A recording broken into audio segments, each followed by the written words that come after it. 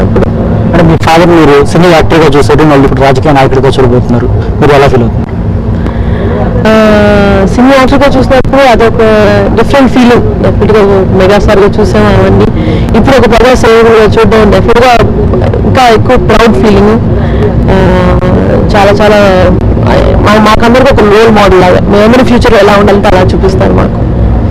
మెగాస్టార్గా చూస్తారు, పొలిటికల్ లీడర్గా చూస్తారు, భవిష్యత్తులో ఎలా చూడాలనుకుంటున్నారు? ఒక డెఫినెట్గా ఒక రోల్ మోడల్గా ఒక మన స్టేట్కి మన దేశానికి ఒక డిఫరెన్స్ తీసుకొచ్చిన ఒక వ్యక్తిగా చూడాలనుకుంటున్నాను. అంటే మీ డాడీ సీఎం అవుతారు మీరు పక్కగా అనుకుంటున్నారా? అదైతే డెఫినెట్గా హోప్ ఉంటుందండి. మీరు ఏ విధంగా ప్రచారం చేయబోతున్నారు?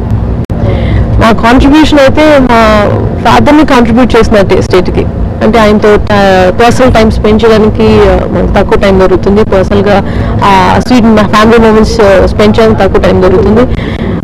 అట్ ద సేమ్ టైం ఆయన ప్రజల సేవకుడు వెళ్తున్నప్పుడు ఎంత పెద్ద ఫీలింగ్ ఈ ముస్లిం అంత ఎక్కువ అనిపించట్లేదు. ఆ ఫీలింగ్ చూస్తుంటే మీరు ఏం సందేశం ఇవ్వబోతున్నారు? యూత్కి అయితే డెఫినెట్గా ఓట్ అనేది మన హక్కు. దాన్ని వినియోగించుకోవాలంటే ఒక మంచి ఫ్యూచర్ చూడాలంటే ప్రజారాజ్యం మన రైలు గుర్తుకు డెఫినెట్గా ఓట్ వేయాలి. మంచి ఫ్యూచర్ మన లాంటి యూత్కి యూస్ఫుల్గా ఉండాలంటే. మీరు ప్రచారానికి పడుగుతా భవిష్యత్తులో సహాయ కార్యక్రమాలు చేపట్టే కార్యక్రమాలు ప్రస్తుతానికైతే మనం సపోర్టింగ్గా ఒక ప్రచారానికి మనం కూడా ఉపయోగపడాలనేసి వచ్చాం అనమాట. మీ తండ్రి గురించి మీరు పౌరులకి ఏం చెప్పబోతున్నారు? ఇన్ని సంవత్సరాలుగా చూసారు మెగాస్టార్గా, గుర్తి మెగాస్టార్గా కాకుండా ఆయన హీరోగా ఉన్నప్పుడు కూడా ప్రజల సేవకి ఎంత కాంట్రిబ్యూట్ చేశారు. బ్లడ్ బ్యాంక్ కానీ చారిటబుల్ ట్రస్ట్ కానివ్వండి, ఆయన పాస్ట్ గురించి తెలుసు, ఆయన క్యారెక్టర్ గురించి తెలుసు. అలాంటి రోల్ మోడల్కి మనం కావాలి, మన స్టేట్కి ఉపయోగపడాలి అంటే డెఫినెట్గా మీరు ఎన్నుకోవాల్సింది ప్రజారాజ్యానికి.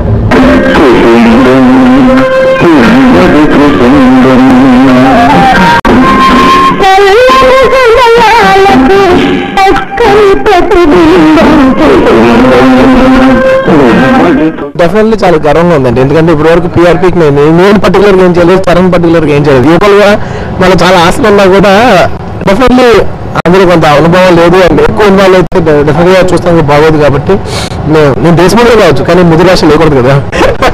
సో డెఫినెట్లీ నా వరకు ఏదో కాంట్రిబ్యూషన్ చేయాలి. అండ్ దానికి ఒక ఫెంటాస్టిక్ ఆపర్చునిటీ ఏంటంటే ఈ క్యాంపెయినింగ్ అనమాట, rail symbol campaigning. So definitely మా పీఆర్పీకి ఒక సింబల్ రైలు, అది నేను ప్రమోట్ చేస్తే చాలా గర్వంగా ఫీల్ అవుతున్నాను. అల్లు గారు ఎప్పుడు చెప్పడం జరిగింది, ఆ రైలు మాకు వస్తుంది, ఆ రైల్లో మేము ప్రయాణం చేస్తున్నారు. సో మీరు ఆ రైల్లో ప్రయాణం చేస్తున్నారు, మీకు ఎలా అనిపిస్తుంది? డెఫినెట్లీ మా రైలు మాకు వచ్చింది కాబట్టి మాకు చాలా ఆనందంగా ఉంది. అండ్ డెఫినెట్లీ రైలు వచ్చినందుకు చాలా చాలా ఆనందంగా ఉంది. ఎందుకంటే రైలు ఒక కామన్ మ్యాన్ బండి, ఇది అందరివాడి బండి.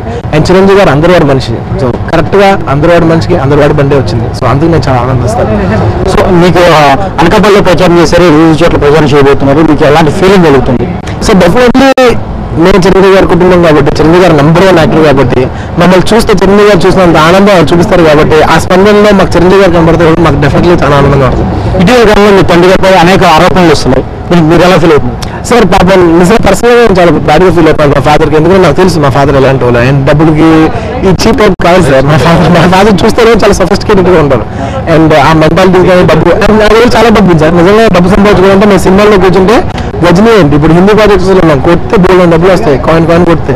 సో ఇప్పుడు కరెక్ట్గా రేజ్ అయ్యడానికి బాబు పోయి ఇప్పుడు ఇది వచ్చారంటే ప్రజల్లోకి ప్రజాసేవ అనుకుంటూ, అది మాకు నిజంగా డబ్బు ఉండే అవసరం మాకు లేదు.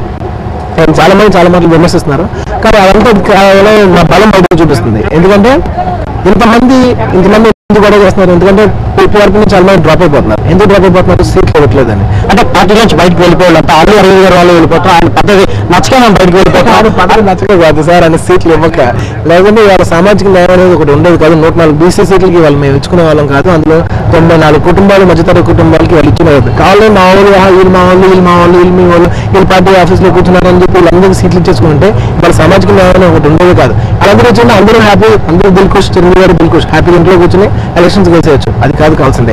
సామాజిక న్యాయం ఒక మార్పు తీసుకురావాలనుకుంటున్నారు కాబట్టి ఇంత కష్టపడతాం. ఈ కష్టం ఎదుర్కొంటాం. ఎన్ని అడ్డంకులు వచ్చినా మేము ఈ రైలు ఆగదంతే.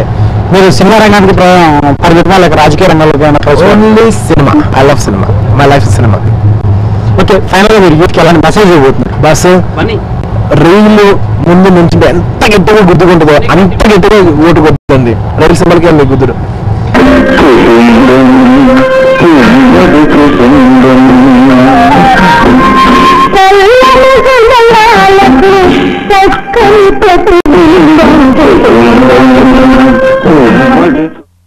అది పిఆర్పి ప్రచార ఘట్టం. ఇక మన రాష్ట్ర